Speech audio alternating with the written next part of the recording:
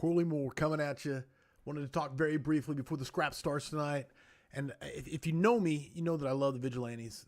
I love the like-minded souls, and I'm always looking for ways that we can have more interaction. One of the things that every vigilante says when they join is they're looking to connect with those like-minded souls. They're looking to connect with other vigilantes and people who feel the way they feel. And so I'm constantly looking for ways to make that happen. So far, I love Patreon. I love Patreon for bringing us together, but it hasn't created that the ability to share information and things the way I wanted. But one thing we did discover was that Discord is integrated into Patreon. So we've been working for the last couple weeks to launch a Discord server where the vigilantes can get together and hang out. Now, I'll be the first person to say I am not a tech guru. I'm much better at forcing doors and hook and sealing. I'm better at destroying stuff than I am at using technology. But that being said, Discord has so many options that look like they could be phenomenal for the vigilantes and for our growth and for the fellowship and the camaraderie that we want to share. It's got chat rooms that you can post in, separated by category, where we can have great discussions. It's got voice channels you can jump in and have voice discussions with people at the drop of a hat without needing to start a Zoom call or anything. You just drop in and drop out. You can share screens. We have plans. People have plans to share classes that they've built so they can get feedback before they go and teach those classes. I mean, there's so much that could be used for this Discord server, and we're just scratching the surface. So get in, come be a part of it, man. It looks to be an incredible platform, and if you want to be a part of it, head over to patreon.com/thevigilantes.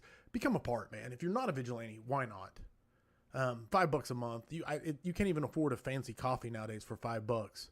So $5 a month, you're a member of the like-minded souls. So come be a part. Looking forward to seeing and talking to you in the Discord. Stay safe.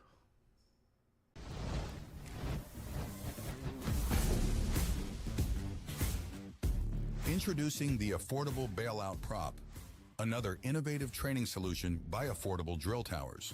The Affordable Bailout Prop is a durable and affordable training tool that allows firefighters to enhance their skills with real-world training in your parking lot or on your apparatus floor. Most fire departments only require annual PSS qualification, which isn't enough to develop muscle memory. When seconds count, you must be able to deploy your PSS and quickly escape by seating your hook in the sill or using a remote anchor point. With an overall height under 12 feet, a 5x7 footprint, and 12-inch heavy-duty swivel casters with double locks, the Affordable Bailout Prop can be easily moved between your parking lot and apparatus floor. Constructed of pressure-treated 4x4s, the window frame dimensions mimic the Denver drill window prop with a sill height of almost 8 feet, featuring a pressure-treated 2x12 sill. The rappel wall is made of 8 2x10s screwed into batten boards. All parts, including the windowsill and rappel wall, are designed to be easily replaceable if they become worn. A vertical ladder provides access to the deck, which is approximately 4 foot above ground level. In addition to window and ladder bailout drills, you can also train on removing victims through the window, whether handing the victim to another firefighter on the ladder or using the ladder as a high point. Don't stop with rescue drills. Consider advancing a hose line through the window and learn methods to overcome the challenges. Or hone the mechanics of VES, Vent Enter Search. The uses are endless and up to your imagination, creating an enormous value. With its inspiration coming from the events of FDNY's Black Sunday, Affordable Drill Towers donates 10% of all proceeds from the Affordable Bailout Prop to the Lieutenant Joseph P. DiBernardo Memorial Foundation. The Affordable Bailout Prop is available as a kit that you assemble, or fully assembled, where we train you how to assemble in the future. Elevate your training regimen with the Affordable Bailout Prop, setting a new standard in fire department training excellence. Reach us at 84455 Towers or info@affordabledrilltowers.com.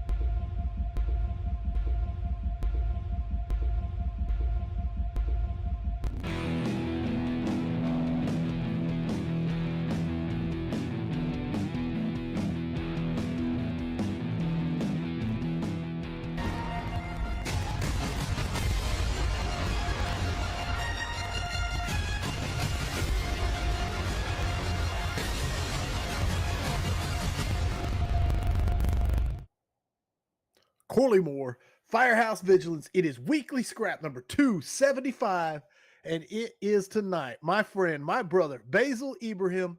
He is a 20-year student of the fire service, currently serving as the company officer of Tower 1 on the OFD, Orlando Fire Department. He started his career in Volusia County, Florida, spent most of his time in Special Operations Unit. He is a Florida and Georgia smoke diver, Georgia Flames graduate, and teaches truck school, VES, RIT operations all across the country. He is the owner and lead instructor of Proactive Rescue Operations, an international training company that focuses on RIT, survival, and truck operation. Bassel does the training. He teaches USAR. He has one of my favorite lectures, One Bad Day. If you've never caught it, you have to catch it. And now something we will talk about, hopefully a little bit later on the show, One Bad Tour, which is, it's a own thing. But the main focus of tonight is his current project, the Firefighter Mayday Survey. So we're going to get right to it. Welcome back to the scrap, my brother, Bassel Ibrahim. What's up, Corley? What's up, guys? Thanks for having me again. Appreciate it. Super excited. Is there anything I missed? Anything you want to add in the intro? No, like you already said too much. I knew it. I knew you did. Audience, get your questions ready about the Firefighter Mayday Survey, about One Bad Tour, about One Bad Day. Get them in, and we will discuss them. A lot to get to, so we're going to get to the sponsors and get them done. Let's talk about them. Lead off with Snap Tight Hose. When it comes to performance under pressure, you need equipment that won't let you down. That's where American-made Snap Tight comes in. It is built tough for firefighters. Snap Tight Hose is engineered to perform under pressure. Plus, Snap Tight hoses are easy to deploy and even easier to rely on, with unmatched heat resistance to abrasion and extreme temperatures. Here's the best part. They offer guaranteed shipping and 4-week lead times. Visit snaptighthose.com to learn more or find a distributor near you. Snap Tight Hose, reliable, durable, and ready when you are. Of course, Affordable Drill Towers, on a mission to bring you the cost-effective and versatile training props like the Affordable Bailout Prop, which allows you to practice window bailouts, ladder bailouts, and ladder high point rescues. They also make the Affordable Standpipe Prop, which you can take into the classroom for standpipe theory, roll it into the parking lot, and pump realistic flows and pressures. From one of the best, they also make their standby, the Affordable Drill Tower itself. The Affordable Drill Tower comes in several configurations and standard with a standpipe system. Choose from 1 or 2 sets of stairs. You can integrate it into your existing Connex boxes for multi-story access or freestanding on a slab. All models NFPA 1402 compliant and gain you ISO credit. The only thing that you can't do in an affordable drill tower is live fire training. Call Steve, 844-55-TOWER, or drop an email to info@affordabledrilltowers.com. And last but not least, firefighter safety and accountability starts with being able to quickly find and identify individual firefighters operating on the fireground. Identifier Safety combines the best in photoluminescent materials for durable firefighter identification solutions that can glow for up to 20 hours with no switches, no batteries, which means you can rapidly identify firefighters by name, unit, or assignment, even under hot fire conditions. All specifically designed and tested for the rigors of the job. Be seen on scene, identifiersafety.com. And with that, we are ready to get to it, my brother. So I'm gonna start off pretty basic and simple and say, talk to me about Firefighter Mayday Survey and how it came to be. All right. So essentially, it was born following Don Abbott's passing. The data that he was populating from Project Mayday and all his work and everything kind of halted and it stopped. Being in the data world, the RIT world, I was on that site and following his research all the time. And when it stopped, I was like, well, what are we going to do? Yeah. So we contemplated doing our own for a few months, and everybody has great ideas and it kind of goes by the wayside and all. And then when we actually needed to reference data or look at things, there is no data out there. There's nothing that could compare to what the Project Mayday did. So essentially, that's when the Firefighter Mayday Survey was born. We reached out to a few different people all around the country. I called a bunch of people that I considered, uh, you know, quote unquote experts. Nobody's an expert, and those guys and girls won't tell you that they're experts. But in my opinion, they have expertise, they have tenure, they can back up everything that they say uh, nationally at the national level in the realm of RITs, LODDs, Maydays. They've done it, they've seen it, they've taught it, uh, they've researched it. So I reached out and kind of pitched the idea to them, and we'll go over who they are here in a second. But I pitched the idea to them like, hey, you guys want to come on this journey with me and try to start Project Mayday again? Obviously, you know, I'm not taking any credit from anything Don Abbott and his team has done. He's done, like I said, in the last scrap I was on, I put him on the top on the Mount Rushmore of the five uh, Right. No, the five absolutely. firefighters. So I'm not stealing anything, but it needs to be continued. What he did for the fire service. So uh, every person that I reached out to said they're on board. I told them it was going to be a lot of work, a lot of growing pains, and they're like, let's get it done. So it's been since January that the of this year that the idea has been kind of going on in my head. And we officially started working on the Firefighter Mayday Survey on the beta study started on August 7th of this year. So the team, because this is not Bassel's, Right. Mayday survey, it's not, that you can't do this stuff by yourself. It's impossible. You have Chief Eddie Griffin, who is retired from Orlando Fire Department down in Florida. You have Dr. And also Chief Lindsay Judah from St. Pete in Florida, Chief Aaron Heller from New Jersey, Right. Chief Jimmy Crawford, now in South Carolina, Chief Walt Lewis, also currently employed at OFD Orlando Fire, and Lieutenant Seth Major from Colorado, West Metro. I value every one of these people's opinion. They've had a huge effect on the RIT world, the Mayday world, and the fire service in general. So we try to create a team of diverse talents, people that are very smart in the software world, very smart in the academia, some people that are really good with the political aspect of it, the legal aspect of it, because there is a lot more behind the scene things that we don't get to see. Right.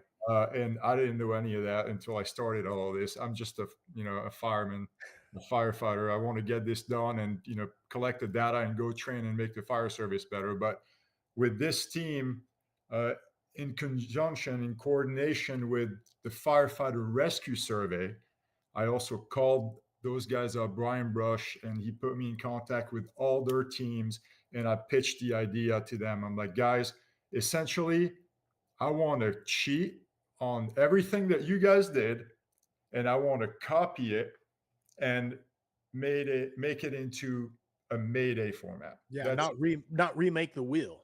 exactly. I'm like, Yeah. guys, you did a lot of the work ahead of time. I pitched him my idea. I told them this is not about making money. It's not going to be biased. It's going to be objective data collection. Raw. We will put out the raw data out. We're going to put out the statistics out for the entire fire service to take and use as they please. It's To not going to be. dissect, inspect, disseminate everything. That's it. That's it. And this is why we named it Firefighter Mayday Survey.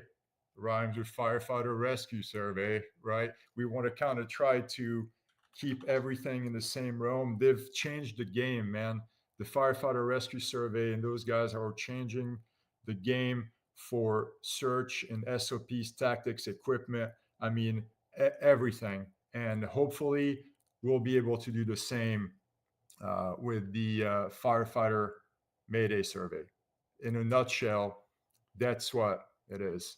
Wow. No, I love it. I love it. I'm making notes here, and we already got questions coming from an audience. Get your questions in about the Mayday survey. Please, please, please get your questions in if you want to ask Bassel why he's here, because he's here to talk about those. First question coming from the audience, and I'm sure there's a lot of these, and maybe even part of the frequently asked questions. But Tom Hollick coming at you from Texas, he says, "Is there a question in the survey that will ask about training the person resolving the Mayday has had? I mean, how much?" And I know there's so many facets to discuss, but go ahead.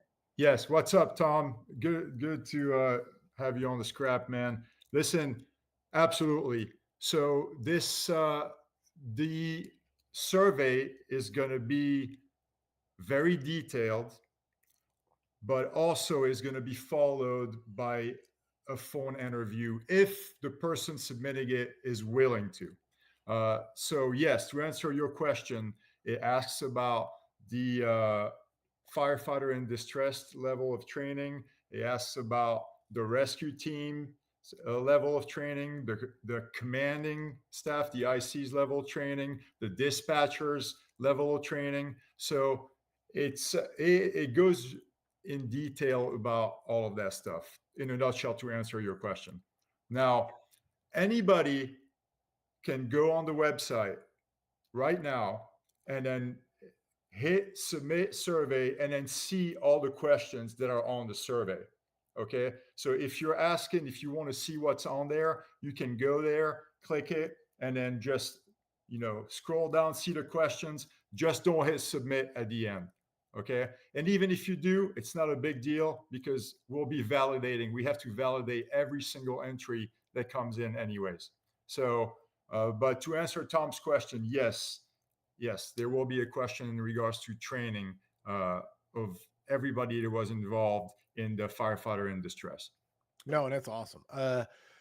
And I went there. Bassel actually sent me a link, and I went there and I went through and I filled out a survey, a fictional survey, just to see all the questions. And it is comprehensive, and it's almost that balance of, there's so many questions you can ask, and not just the questions you ask, but you also have to give it context, to exactly what I'm saying. It's like, it's that balance, that fine balance. And what's been your guiding mantra or kind of your thought process between you and your team of what to include and what to exclude? Yeah. So originally we started by doing 2 surveys because we said, okay, well, firefighters, their attention span is about 4.5 seconds when they fill out something, and then they're gone. Yeah. So we're like, let's do a short, very, very brief survey that encompasses just the basics of what happened.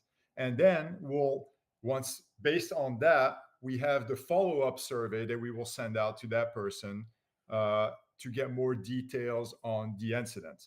Well, when we did our beta study in August, we received over 45 entries in less than a month, okay, just for the initial survey. Boom. So we stopped it. We wanted to validate some questions and some answers, so on and so forth. Well, out of those 45 surveys, when we sent the follow-up survey to all of them, we only got 18 of them back. Oh, so sub 50. Yeah. Okay.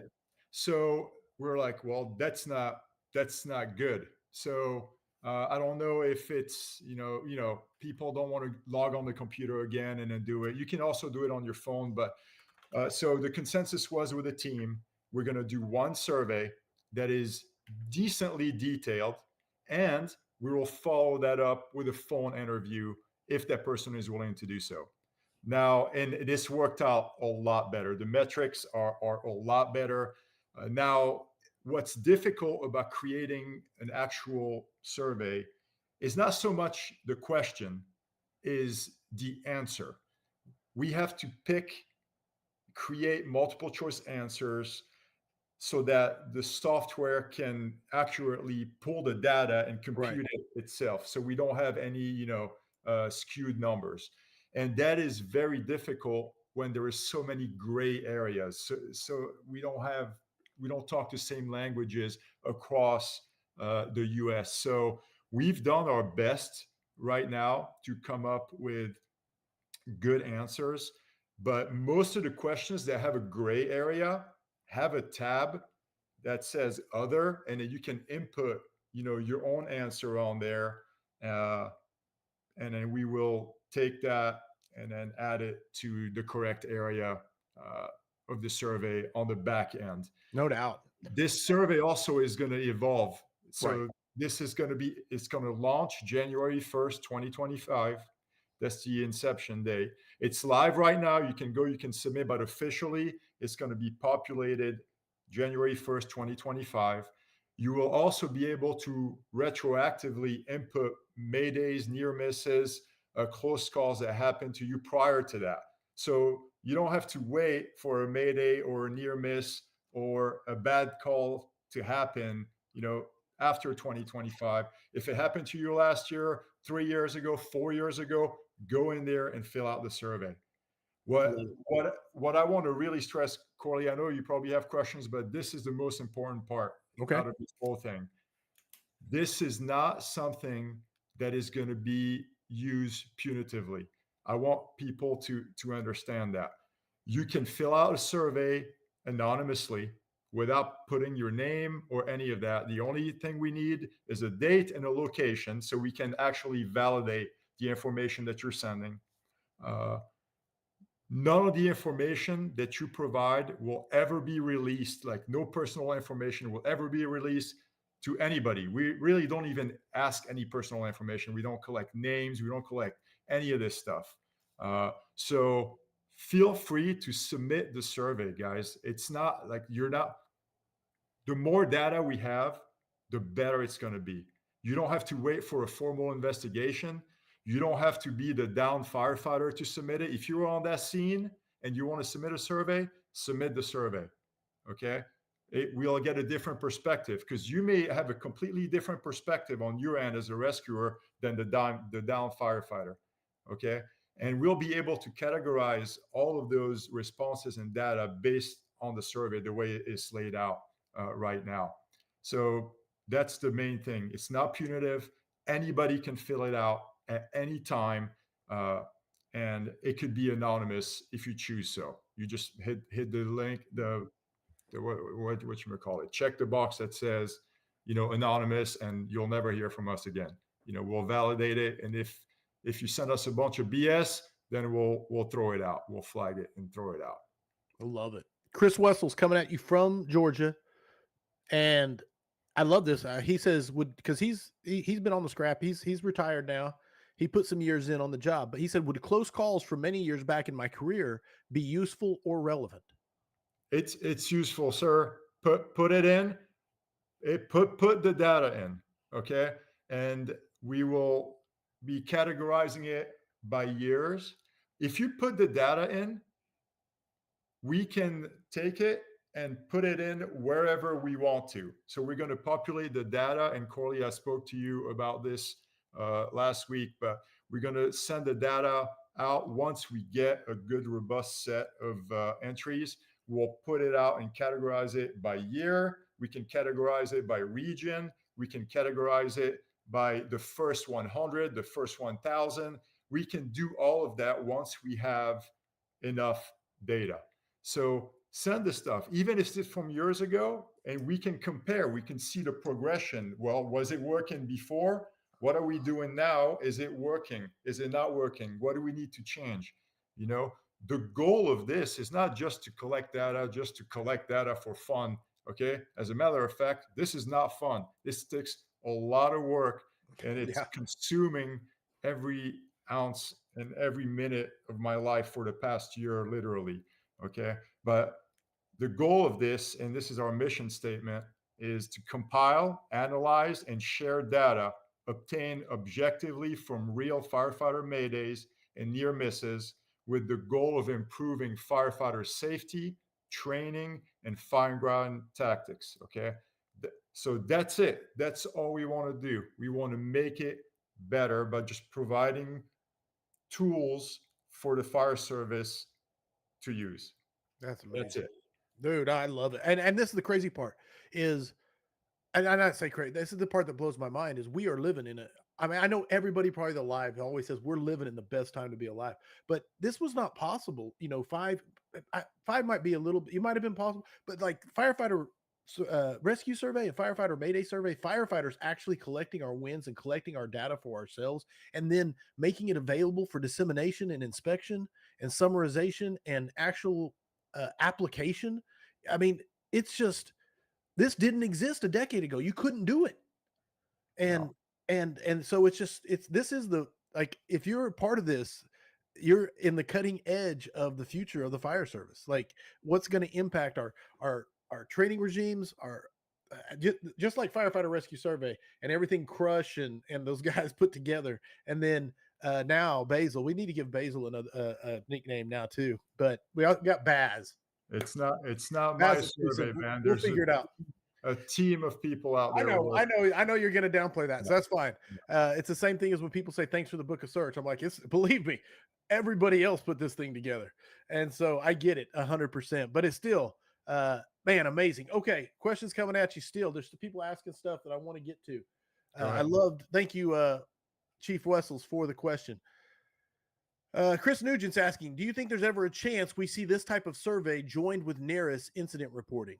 So the goal, fictitious goal in this head right here is to eventually have that as a tab on any of your nearest reports. Go on there, hit it, and go for it. Now, when you talk about Maydays, when you talk about close calls, when you talk about line of duty deaths, in my opinion, and actually in everybody's opinion, it's a little bit more different and difficult than a rescue, a grab, right? Everybody wants to tell you about their grab and the rescue because it's cool, right? You saved somebody. Most of the times, a Mayday, the near misses, close calls. Why did this happen? Well, most of the times, again, not always, but most of the times, it's because there was some sort of mistake, failure, error, something went wrong. Well, we live in the world of lawyers' liability and all this crap. So now people are like, I don't know if I want to really document all this stuff on there. I need to wait for the investigation to be done, this, that, and the other.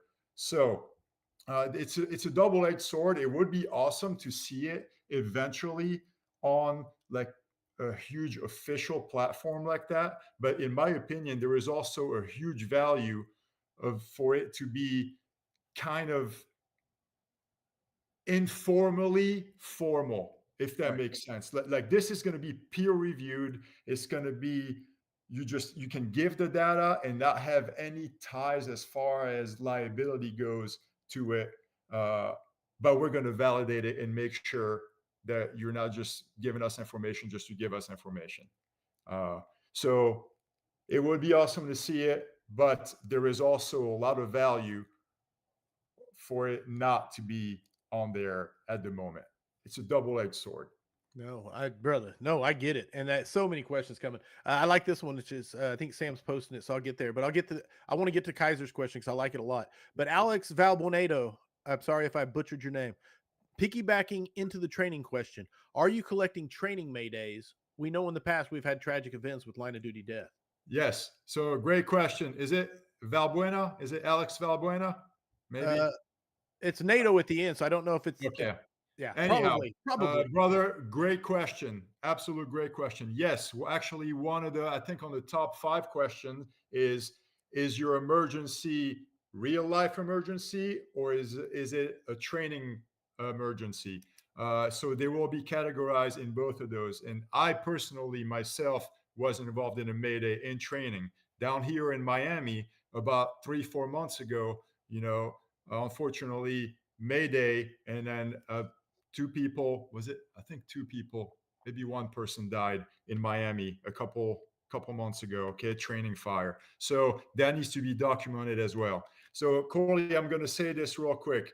The Firefighter Mayday Survey is the data that we're collecting. It's not for, let's say, close calls that you're having on the highway or a trench rescue. It's specifically for structure fires incidents. Okay. Okay, residential, commercial, apartment, high rise, in any type of structural firefighting training. So don't fill out the survey if you almost got hit by a truck, or you're having a cardiac arrest or whatnot at the firehouse while you were sleeping or whatever. Those are good data to collect, but this is going to be specifically for structure fires on the fire ground and in training. Perfect. No, and that answers a lot of questions about that. Alex Valbuena is. I can see your name in YouTube. I actually put 2 at the end of it, so I was adding to it and butchering his name. So that's on me. Gregory Van Ham, great question. He says, "What are the results so far from the beta test? Like, how is that? Are you pleased with it? Where it's at? What'd you learn?" So we stopped the beta test. We've gotten over 100 entries, but we only took 45 of them with the full survey. We haven't made all of the follow-up interviews. So as far as giving you full, accurate data out there, I am seeing a lot of shocking things. Shocking data that comes out as far as the way we operate down here, and what I thought what would be, just normal. But out of the 45 survey, I'll just tell you one right now. Out of 45 responses that came in, zero hit their emergency button to call a mayday. And then when you look at some of their policies, a lot of their policies says, depress the emergency Hit the button, button, X, right. Y, and Z. A lot of ironic things too. I'm seeing there is not a correlation between the SOPs or the procedures that like to call out a mayday and then what actually is happening by the firefighter in distress calling the mayday. So whatever acronym or whatnot that department tells you to use, it is not translating to what actually is happening by that person. Just a So big disconnect. yeah, big disconnect Wow. on that. A lot of radios being worn completely on the outside still. So we're seeing these trends out there that we'll be able to show once we get, again, a more robust set of data. I don't want to just give you information right now because I'll be telling you stuff that I know from Project Mayday and a little bit of what I have right now. But we'll be able to really do a lot of correlation between, hey, why is this happening? And if you're doing this, you're going to get this result. Well, why don't we try to change this and increase the safety over here? Or if we do a more proactive approach, then maybe we can get a little bit more of a faster response. So, and I can just keep going, man. That question is a good question, Corley, but I mean, there's so much to talk about, even with a little bit of data that we've got so far. No, that's what's so exciting about it, because just the beta test. When you told me those numbers the other day, I was like, whoa, because it's not even launched yet. That was just a limited beta run. And I'm excited about it. Tony Nunez, it was kind of answered already. He asked, is there a time frame you're looking at for in regard to summarizing? And me and you talked about it the other day. And mainly you want the benchmarks of probably hitting a big number like 1,000 or something, kind of like Firefighter Rescue Survey did. So but, go ahead. Yeah. So, I mean, this is a good question that we can put out there too. And again, we're just as much in the learning phase as anybody else. We are very open-minded when it comes to all this stuff. So we've talked with the committee here, the guys, the team. When do we populate the data? Do we wait a year and populate it on a yearly basis? Or do we wait for, hey, the first 100, the first 500?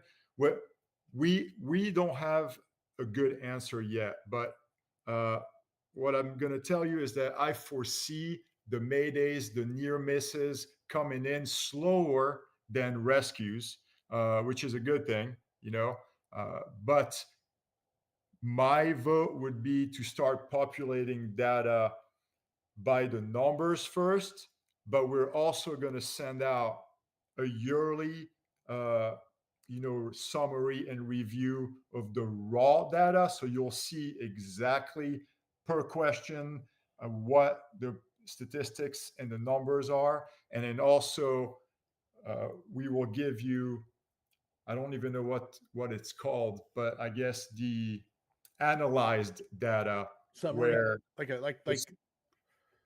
what's that, Corley? a summary almost.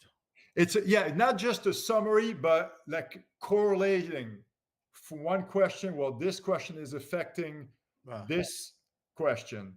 We have data analytics people that are going to do this stuff for us. The firefighter rescue survey team has a couple people that work on their team that are phenomenal. And she was talking to me, and I thought she was speaking Chinese to me. But there is a lot of lessons learned here, and we're learning in the process, and we're excited to populate it out. So we're going to try to send out, expect about a 6-month, data release. And then after that, probably on a yearly basis, unless we hit like crazy numbers, then we'll just put it out there, hey, the first 1,000 or whatnot.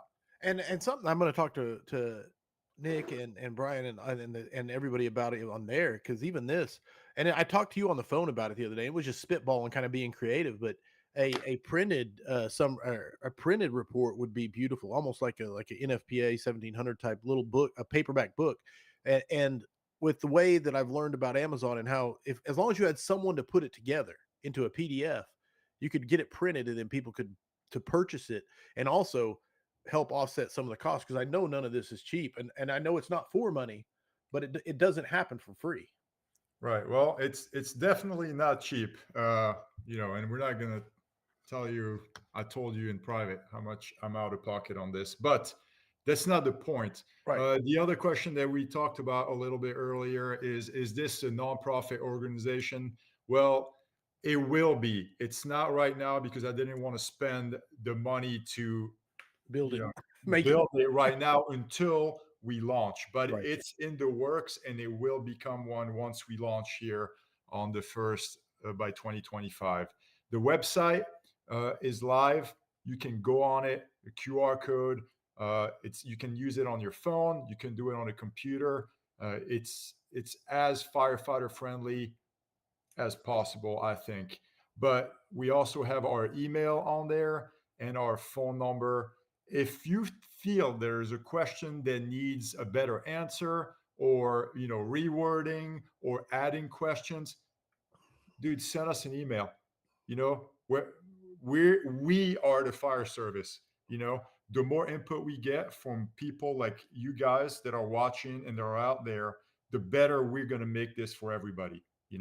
And the team I just named, those 6 people and me, that's not it. I've talked to a bunch of different people. I talk, obviously, Corley, you and I spoke to Jim McCormick, Sam Hiddle, I mean, I can just keep going on and on. Keep naming all the names. Davis, the high rise guys, they're like, hey, there is no Mayday information for high rise. Can we put this, that? Yeah, of course. Send me all the stuff that you want, and then we're going to put the questions out there and get the data out. Love it. It's simple. It's not hard. We just want to get the word out there. No, I'm going to have everybody. Vigilantes are going to be sharing this everywhere. Stephen Kaiser's question coming at you from the future, down under. He said, I love data first and foremost. I wish I had a good Australian accent. I'd try to say it. But he goes, I present and train on RIT Mayday at my state service. How accessible and allowable is it to use the project's data in my presentations in the future? Dude, it's not my information. You can use it as you please. That's what it's there for. If we're populating it for people to do what? Just put it on their wall and use it, share it, but not every set of information is going to be applicable to your specific agency. Take the information, look at it, how can you apply it and make your agency better, right? Your surrounding areas, your operating procedures, tactics are local to regional, right? Maybe you'll see and you're like, oh, maybe I need to buy a different piece of equipment because that worked better for this scenario or whatnot. But absolutely, it's not going to be proprietary. All we ask is that, give credit where you got it, cite your sources so that other people can go back and then benefit just like the way you're benefiting, and then they can share it so Yeah. we can continuously grow this and make this better. That's That's what all. I love. That's why I absolutely love the mission and it's people getting it done. And without even going too off topic, but Nathan Sturm asked this question: how are you handling the maydays that result in LODDs? Is Okay. that data being used due to the possible complexity of information that could be gathered? So it's the outcome. There's going to be an outcome section on the survey. If it's an LODD, you'll hit that tab, and then some questions are going to populate after that based on that LODD. What type of LODD? What did you do? X, Y, and Z. But the survey is a survey. We're not here to judge. We're not here to critique. We're just here to see what happened and then put it on paper for other people to see. So if that's how I understood his question. No, it was a great. I think you Yeah. answered it beautifully. And if not, he can ask for clarification. Yeah. We'll absolutely get it for him. Yeah. I've two questions coming at you that are kind of related. One is from Josh Everett. He says, "How do we donate?" So that might be part of the nonprofit once that's set up or not. I don't know. The other one tied to it is said, "Will there be swag to help fund? Not just because I like, or not because I like swag," which I think is sarcasm. But Yeah, so both of those are eventually, we're probably going to have a tab on the website. Like I said, we're going to copycat the firefighter rescue survey with their approval, of course. Everything I run by them and everything is approved by them. So if you see very similar things that we use for our approach, it was asked about and permission was granted from those guys. But yeah, eventually we'll probably have a tab, and you can buy a T-shirt with the logo and whatnot, and all the money would go on there, and a donate tab if you want to.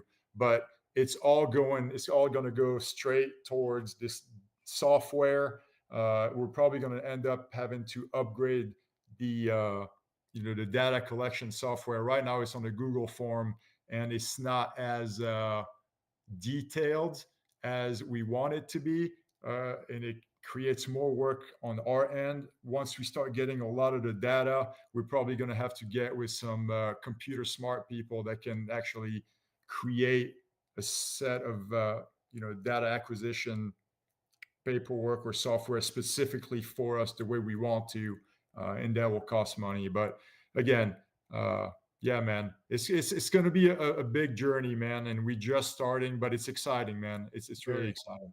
very, very exciting. Joe Gavita says, "Had to bell for a minute. Not sure if this has been discussed, but do you have any data on how Mayday firefighters are removed? I know it is tracked in rescue surveys such as dirty drag, ladder, etc." Yeah, right now, out of the 45 beta survey that we got, most of them are dirty drags. Most of them are dirty drags from a doorway. But the survey will ask all of that. It will ask, were they packaged? Were they dirty drag? How far? Did they go through a window? Were they removed from a ladder? Upstairs, downstairs? Did they have to create egress? Did they have to create access? I mean, it goes into details, but it's also it's written so that it's not overwhelming for the person filling out the entry to fill out. Right. And we will really dive into the ins and outs of it on the follow-up phone call, really. So if a question that was asked, and it's on the frequently asked question part on the website, if you go on, you can hit that tab. It's what if one of the answers isn't exactly what happened on my call? Well, that's a valid question. Fill out the closest one, and then when we call you for the follow-up interview, we'll address that one. And you can send us an email also if I'm getting a lot of the questions. Excuse me. If I'm getting a lot of questions like this, we're going to call it question 22. If question 22 has a lot of other answers with the other checked on there, well, maybe we need to look into the other answers and then add another answer based on that. And it being a living survey is such an important part of this. It is, and just we ask for patience on this because it's growing pains, and we're all of us on this committee are firefighters at the core. Lindsay Judah, Dr. Judah, she's a doctor. She's a super smart one out of the whole group, and Chief Eddie Griffin. They're all smart, but those two are like, they're cerebral. Okay, they're scholars. They understand. They're all of that. I'm not like that. So we use our talents, man. We use our team, and we try to make this whole thing better. But we are open for advice, and we are open for criticism as long as it's constructive and you're not just out there talking smack. And if you are, it don't matter because I don't care about your feelings. That's just how I operate. That's kind of how Baz rolls. Yeah. Zachary Wendell says, is there a specific topic, tactic, or mindset involving RIT that you are hoping this survey sheds a light on and help change for the better, like personally? I would like to show, which is it's already showing from Project Mayday, that a reactive RIT approach does not work. The whole standby RIT outside with staging your tools and taking every single piece of equipment out of your rig and put it on the stretcher and put on the stokes and the jackhammer and the ropes and this and that, and you're going to a single-story residential wood frame shotgun shack in the ghetto for what? You're wasting your time. You're wasting your resources. Okay, get in gear, be mobile, be fast, survey the structure, soften up the building, look, and then prevent the Mayday from happening. It's already showing. The data is already showing. Now I just want to really focus on, some of the command considerations. A lot, there is no really talk about the command aspect of it. What about your dispatchers? Okay, dispatch is a portion of the survey on there. They play a huge role, or they should play a huge role in your Maydays. It's a tool that nobody taps into. These people that are sitting in a nice cushy office with lights and AC and computers and phone calls, you can do so many things. They can do so many things for you. Like, for instance, I'm throwing it out there, second alarms. It should be automatic, right? Maydays call out, second alarm should drop right away. Why does the chief have to call that and stop and take radio traffic and get online and call it? No, they hear Mayday, automatic dispatch send a second alarm, and they dispatch on the main TAC and have the units respond on the regular TAC channel so that we don't take airtime on the operating TAC. Am I making sense? Oh, yeah. Okay. Yeah. So there is a lot of these things out there that I'm hoping that the data drives the decisions. The data drives the SOPs. Yeah. Instead of just Bassel saying that in his classes. Well, what does Bassel know? Well, I don't know much, but if the data shows it, then there is no arguing. It's black and white right there. No, I love it. I love it. Jason Haynes coming at you says, when is NFPA going to get on board and update 1407 to be current with today's practices that you and others like Rob Ramirez practice and train on? What will it take? A book of Mayday, a book of RIT? I don't have the answer to that. So they're already improving. Like, they changed the whole lunar stuff. There is no more lunar in there. They went with the who, what, where. And you can argue the who, what, where, or where, what, who, or whatever. I have my own train of thought on this, and we can discuss that at a different time. But the lunar stuff is gone. It's not even in the NFPA anymore, which is huge. They were so like lunar. Now it's gone. So small progress, small wins, I guess. But really, I'm not worried about that right now. Obviously, we want to get buy-in from these big organizations because they are setting the rules out there for departments and legal departments and all of that. But for this right now, I'm not really too worried about it. We've sent out today. We started sending out letters of like requests for endorsement and support to kind of spread the word. We sent out a bunch of different emails today to IFF and IFC and fire engineering, obviously firefighter rescue survey, the fools, CPSC, and all those big organizations. And we're starting to get some back in. We got the first one we got back today was from fire engineering, full endorsement and backing us.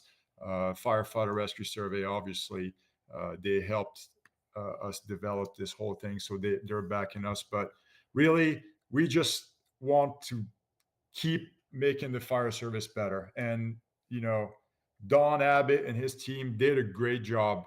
He passed away. The stuff is gone, so we are just picking it back up, and we'll maneuver the obstacles as they come, but we're gonna keep chugging. So I love that's it. Kevin Kate, he says the rescue survey and the Mayday survey are both game changing. What else, in your opinion, does the fire service need data on that's not being collected? That's a good question. It really is. I'm sitting there thinking about it myself, going, "Huh." That's a good question. I mean, I guess you can survey everything and get data. Really, my biggest, what I always say, that training is the answer to 99% of the problems in the fire service. Training should be the biggest pillar of your organization. It should be the biggest base. It's the foundation to a successful organization. You build a good, strong base, you can build as high as you want on top of it. From Proby, new hire Proby orientation, to leadership development, all the way to the chiefs and continuing education and holding the standard, not just past the class, but continuing annual standards. A good, strong training department staffed appropriately with the right people, not just anybody put in training because, okay, oh, you're the new guy, you're going to go to training. No, we need to stop this crap. That's the problem out here. We're not prioritizing these spots. We're not making them enticing enough. So, we're using them kind of like as a punishment. We put the new guys there. No, we need to make those spots enticing for the right people to go in those seats. So, to answer your question, I know I'm kind of veering off. No. It's great. Maybe a survey on the type of training division that you have. Oh, yeah. In correlation with the success of your fire department. Maybe something like that. I don't know, but that's a really good question, man. No, it's a great question. It's something to contemplate. And I hope, and who knows, maybe someone sitting in the chat right now is the person that figures out the firefighter training survey and how to make that happen. And that's someone's holy grail they're going to chase. I love it. Ryan Jones says, can Canadian departments contribute to Project Mayday? Yes, great question, man. Great question. So it's from Canada and the US right now. Canada and the US. So I haven't had any Canadian entries yet. When we first launched the news on social media that we were going to start this, I had a Canadian brother reach out on Messenger saying that he would love to be the Canadian, liaison or whatever, but my freaking phone deleted somehow that message. I don't even know who it was, because I received literally like 200 messages that day, and I don't know what happened, but that Canadian brother, his name is gone, and I would have loved to pick his brain on that, because hopefully he'll hear this and reach out to you and say, hey, I heard you lost my number. Of course, now any Canadian can do it, and so we'll see how it goes. Yeah. And some of them will, because they have a pretty good sense of humor. I'll put it that way. Yeah. Yeah. McGinn said your phone doesn't understand metric. No, that's a great question on that. So Steve and Luke, you got Australia, not yet, but Canada, yes. All right, moving away from the survey. Is there anything else you want to touch on the survey, or do you feel like you've? I mean, I know you haven't exhausted it, but is Yeah. there anything else you want to say to wrap up that section? Right now, let's get the word out there. Firefightermaydaysurvey.com, very easy platform to use. Go on there and under the the About Us tab, it has all the frequently asked questions. You can hit the survey button, submit survey, and scan through the questions if you want. If you want to browse, I think there's one or two questions that are required for you to move on to the next page. You can just hit that and go on to the next page. Just please don't submit it. It'll just create extra work for us on the back end and delete it. But share it, man. It will start January 1st, 2025. We're going to send the QR codes everywhere and tell everybody not to be afraid to submit. Please, it doesn't matter if you're the rookie all the way up to the fire chief. So submit the survey on a Mayday. It doesn't have to be necessarily a Mayday, guys, okay? If you're in trouble, firefighter in distress, submit the survey. Right if you should have called the Mayday and you didn't, submit the survey.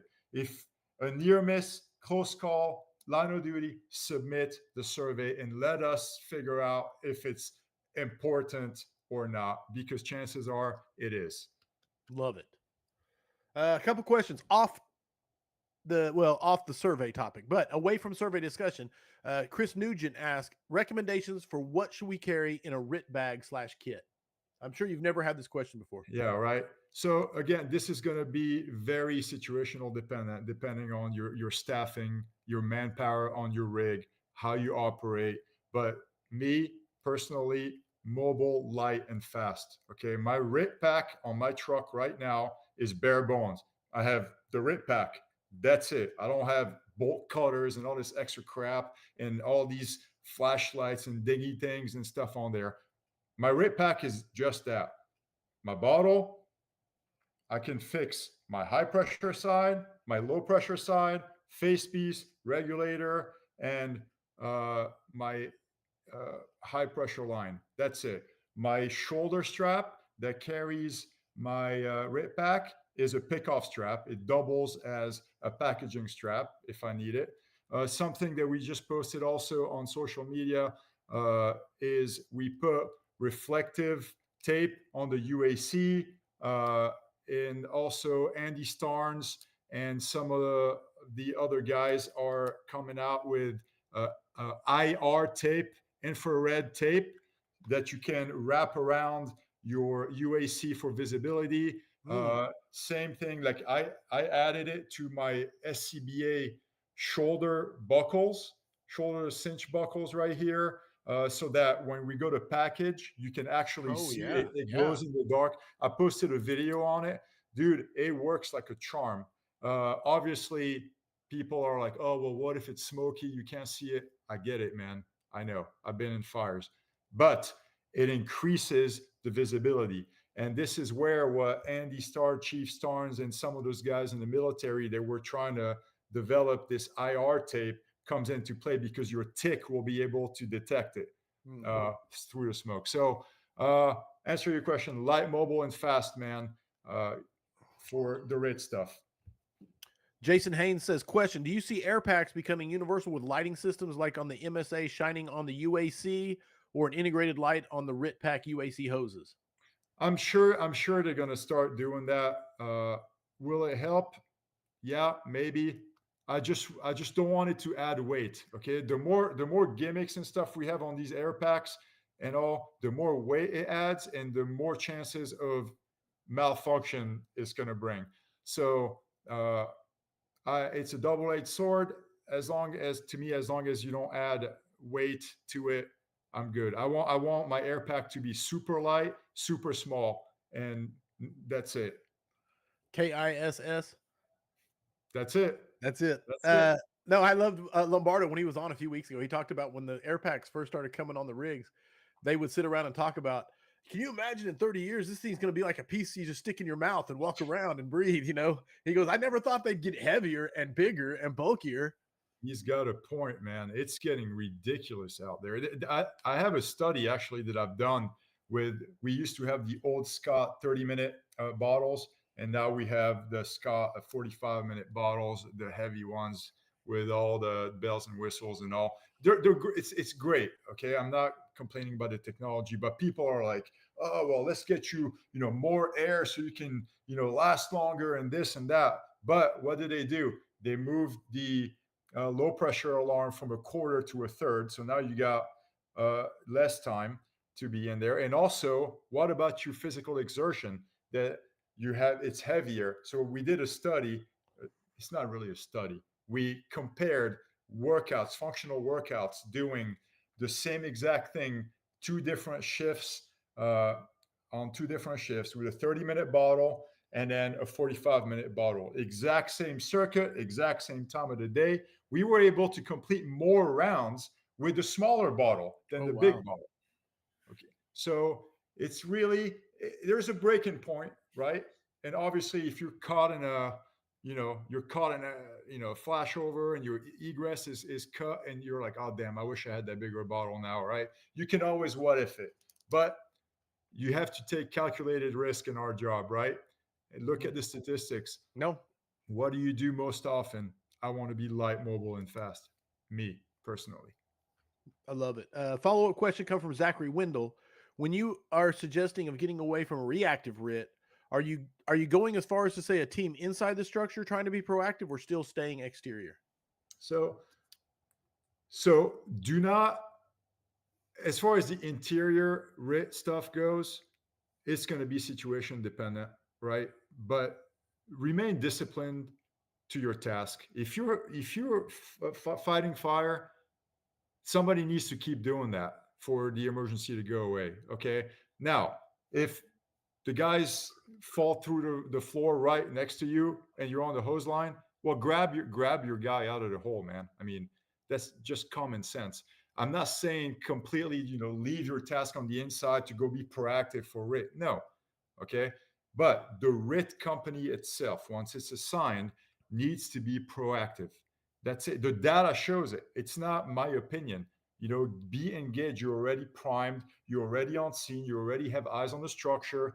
You're moving around. You see where the guys are operating. You got your tools where they need to be. Your ladders are already thrown where they need to be. And if the Mayday happens, you're that far ahead. And chances are you're still probably not going to affect that rescue. The guys on the inside are going to do it, most unlikely, generally speaking, from the data that we've had, Absolutely. But that's what I mean by that. Love it. Love the answer. Love the questions. Audience, you're absolutely killing. If you got questions, get them in because we're getting close to the end here as we're wrapping up. Thank you for the question, Zachary. Marco Isom says, what vendor did you get the IR tape from? So, like I said, Andy Starnes, Chief Andy Starnes. He was on last night. If you don't know, he was last night. He developed them for the tetrahedrons on the helmet. And when I talked to him about tick stuff, because he's a tick guru, he's like, I had some stuff I'm working on for the tetrahedron. I'm like, would you mind sending me some? And I took him and I cut him in little strips and I put him on the shoulder strap. I put it on my pickoff strap itself. I put it on the UAC, and it works really good. I also got some from a military company. I'll have to look it up. I forgot the name of it. They sent me some samples.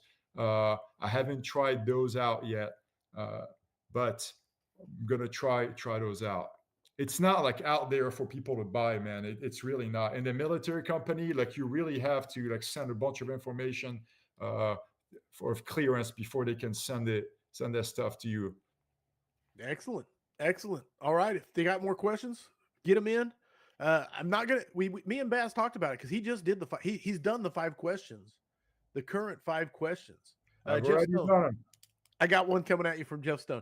Do you have the sense that most Maydays occur when crews are overextended with tasks or victims and span of control is overtaxed? I mean, that's always going to be, a factor. I don't have the data to tell you right now. I don't. I would be just pulling off the data that Project Mayday populated. But those are questions that are going to be in this survey. Were you on a double? Were you working a swap? How many calls have you had prior to the incident call? There is all of those data, those questions. We're going to be pulling it out and then giving you guys the answers here, hopefully in the next 6 months or so. I love it, man, dude. It's a great time to be alive, a great time to be in the fire service. So, with all that being said, this was a special doubleheader event. When Bassel said he was taking over, not taking over, but continuing the work that was laid down, the foundation laid by the late great Don Abbot, and everything that he brought to the fire service, I said, man, we got to do a scrap. We absolutely have to get you on here, but it's all booked up. So that's the reason for the doubleheader. Just so everybody knows, it was the same. I try not to do them like that too often, but this to me was so important that we got to get the message out there. And so this was the date that we could make it work. And so he came on and shared it. So with all that being said, I'm seeing if there's any more questions. Okay. Tom Hollick said, can you, the website, Sam's posted it in chat. Sam will post it again, but it's firefightermaydaysurvey.com, correct? Yes, firefighter fully spelled out, Mayday fully spelled out, survey.com. Just how it is.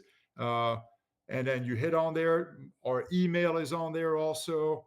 It's ffmaydaysurvey@gmail.com. Once we start getting more stuff, we can have like a quote unquote real email. Right now we're using Google, but it works. So you can send me emails on there. If you help, you guys can text me if you have any questions. We can put the phone number on there, Corley, or I can say it here, whichever. I don't care. But you completely. Yeah. Tom Hollick has another one coming and says, can you speak to the command side as to what will be asked? So it's, again, we have a whole command section. Tom, go on there right now and then hit it and go through the survey, and you'll have all the questions, all the initial questions that we're going to ask. But some questions like, were they on scene? Was a command even established prior to the Mayday? Did they have an aide? Did they run a mobile command, a stationary command? Were they on a headset? Were they using a portable? Were they using a mobile radio? What type of mode were they in? Was it defensive mode? Was it offensive mode? Did we have water on fire yet or not? Conditions, initial arriving conditions. There's so much, Tom, to talk about that. What level of training does the IC have in RIT? Did they change channels? Did they not change channels? Who managed the other channel?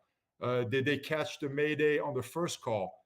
Did they not catch the Mayday? Who caught the Mayday? We can go on and on and on and on. And this is comprehensive. And this is just for, we're talking like residential. Now you go to a high rise, then that adds a whole other category. Did you have a division floor, a division incident commander? Was a building sprinklers, this and that? It keeps going on and on. So this is a very live survey that, based on some of the answers that you give on the interview phone call, we will talk and dive into a little bit more to get more insights on it. Initially, when we came up with the actual questions with the committee, like, hey, just any questions that you think, write it on a piece of paper. We had over 400 questions. Oh, wow. And that was just like in like a day or so. Wow. And we're like, there's no way we can put that on there. Nobody's going to fill this out ever, with 400 questions. So, yeah, man. Yes. Kate Kaiser Trevor asked, are there questions about weather conditions? There is a question on the weather conditions. Yes. Yeah, there is weather conditions, time of the day, all of that stuff is on there. Andrew Johnson has a question coming at you, not really about the survey. So this will be the one I probably wrap it up with, unless there's just some more great ones. But Andrew Johnson out of Kansas, he says, data shows most Maydays are resolved by the member or crew in the area. And for small understaffed departments where a formal RIT is not an option or it's a long way out, do you have recommendations for small departments? So I always say, I think he's asking recommendations for like a training or tactical Yeah, recommendations. I Is think that? tactical Yeah. yeah. So Yes. so I always say, the data shows that everybody on the fire ground needs to have a level of survival and RIT training. Everybody on the fire ground, because for that specific reason, because the RIT company or the rescue company doesn't make the rescue, statistically speaking, most of the time. So tactically, that you did not give me enough description to give you what I would do in this specific situation. Sure. But what I'm telling you is that everybody in your agency should have training in survival, air management, physical training, staying in shape, and RIT, how to assist other companies out there. And some people don't even have a RIT pack in their department. Like, this survey is based for, there is an option for volunteer departments also. So a lot of those guys, they may not even have a RIT pack. So they have to figure out how to work things a lot differently than the paid guys do. They're working arguably harder than what we would. So that answer is going to vary based on the situation, man. I wish I could give you a more detailed answer, but you did not give me No, uh, broad question gets broad enough answers, and context. it was a great broad answer. It really was, and honestly, man, you take care of those things, you're setting yourself up for success when it gets hard and changing and the chaos hits. Yeah, So absolutely, yeah, brother, it was a great answer to yeah, a great question. yeah. Both of them were broad. So let's talk let's talk quickly. No, not quickly. Let's just talk about One Bad Tour, how it's going. Okay, well, The last time you were on, it was kind of new, but that's not what this is about. I know, but I still want to hear about it. okay. So we'll brush over it real quick, man, because like you said, it's really not about this. But One Bad Tour has been it's blowing up, man. It's the response that we're getting from the class is absolutely phenomenal. So One Bad Tour is our 24-hour consecutive uh, class, and it's we're gonna run it only 3 times a year, no more. We've had requests. We were only going to do it twice, and then we've had so many applicants that it's like guys are, excuse me, filling out the applications, 3, 4 times, and they're not even close of getting on the next class. So we're like, let's run it 3 times a year, but no more than that. Mm-hmm. It'll be run in the cold month of Florida, which is going to be, either between January and March, and then fall to December. So most of the classes are at Leesburg Fire Department down in Florida. Great little fire department with the right mindset, this good vision, great all the way from the fire chief all the way down. As a matter of fact, their fire chief was in class 2 of OBT. Uh, Oh He's wow. has almost 30 years on the job. He didn't make it, but he was out there and he freaking gave it 200%. Great dude. But so it's going great. We have our OBT 5, class 5, in about a week and a half. And I used to open up the application process for 2 weeks, and I got 500 and something applicants to go through. So now I'm only opening it for 1 week. In the last one, we had 363 people put in for the last one. What I can tell people is that it's not a smoke diver class. I'm not comparing that to any smoke diver class. It's very different, but you have to pay attention to detail. You have to be physically fit, use teamwork, communication, leadership, and pre-planning to be successful. It's not hard. It encompasses all truck functions. So you're going to do truck work, so VES, forcible entry, ladders, roof work, aerial work, and then RIT survival. There's no engine work in there because I stay in my lane. The guys, all the cadre, the instructors, we've all went through a pilot class. We put ourselves through it, and we're like, okay, we need to tone it down because this is not sustainable. So we toned it down. You are not allowed to be on the cadre or teach if you haven't completed the class. Everybody that successfully completes the class is allowed to come back to learn and to help the program.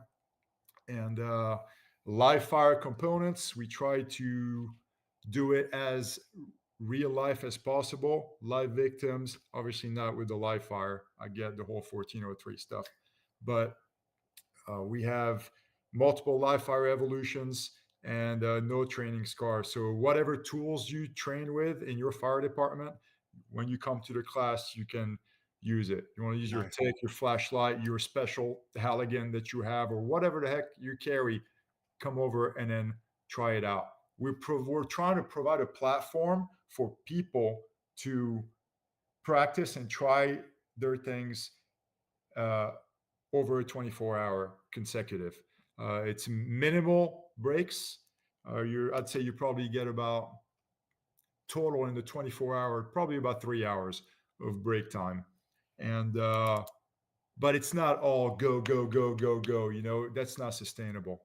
Just like the fire service, high pressure, low pressure, high pressure, low pressure.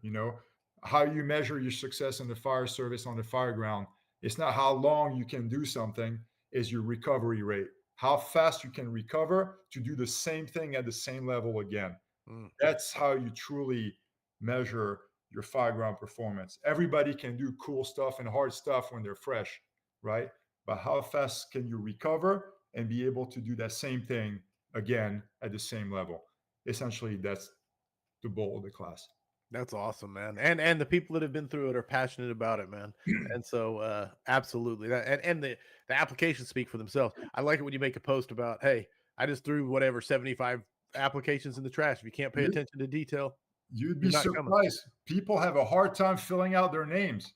It's very crazy, but that's true. Makes the selection process a little easier. Yes, it does. Yes, sir. I love it. All right. That officially puts us into we're not doing the 5 questions because Bassel's already answered them, which makes me think I'm going to be talking to the vigilantes about coming up with our next version. It's time for the next version of the 5 questions. So, but that officially puts 275 in the books, my brother. I appreciate it. Dude. Thank you for having me. Bottom of my heart, I want to say this. Thank you for taking on this project. And I know it's a team. I know it's not you and all of that stuff, but like it or dislike it, thank you so much for pushing this forward, making this happen. And so, and thank you for spending your evening with us to spread the word. Thanks for having me, man. And congrats on being a grandpa, man. Yes. It's been a crazy, he wasn't supposed to be here until January. So he got here a little bit early, but everything's going good for him and mama. So, we're super blessed. And, that's, it's awesome. So that's all. Leave it there. How can people get a hold of you? Best way to do so. Yeah. So you can phone number 386-837-8292.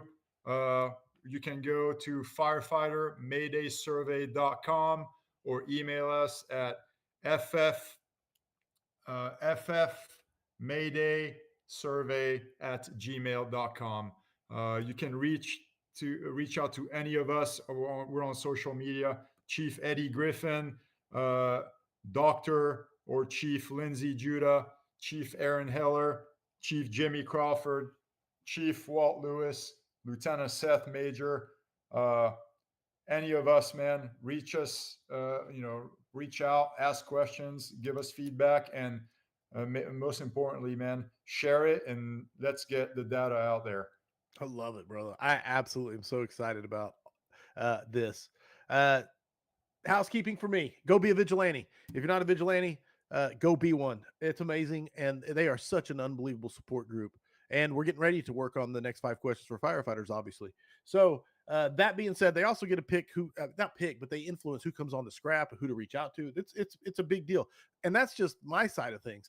They're also an unbelievable support group for each other. So go be a part, patreon.com/vigilantes. The Discord's amazing. I'll quit talking about it. We do an after party after every scrap. Bassel has agreed to come on and be roasted. We're gonna completely roast the guest in the vigilante after party. If you're a vigilante, Sam right now is posting that link All that being said, the scrap is roaring along straight down the rails. Next Monday, make sure I got the right date. Next Monday, the 2nd of December, we kick off December with Brian Olson. And so I've been trying to get Brian on for a little bit, and he's coming on the show, followed by Chris Gilpin, Chris Slayer, who I had to reschedule from earlier in the year, and then Dr. David Griffin. It's going to be a killer 2024, a killer December. And then, of course, Chief Lasky is going to close out 2024 in style with the year-end scrap. So that's the plan for the rest of the year. Bassel, thanks again for coming on the scrap, my brother. Thanks for having me, man. I appreciate it, brother. Thank you guys for being here.